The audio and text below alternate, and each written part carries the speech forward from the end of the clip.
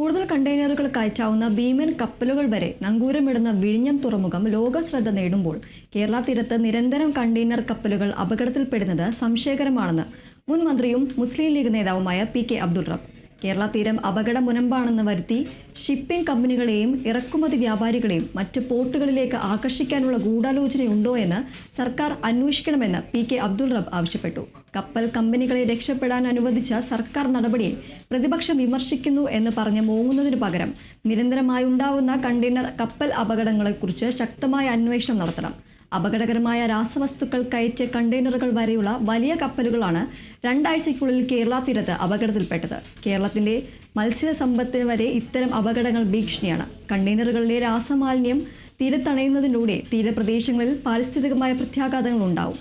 ഇക്കാര്യം സർക്കാർ തിരിച്ചറിയണമെന്നും UDF നേതാവ് കൂടിയായ പി.കെ. അബ്ദുൾ റബ്ബ് ഫേസ്ബുക്ക് കുറിപ്പിൽ വ്യക്തമാക്കി.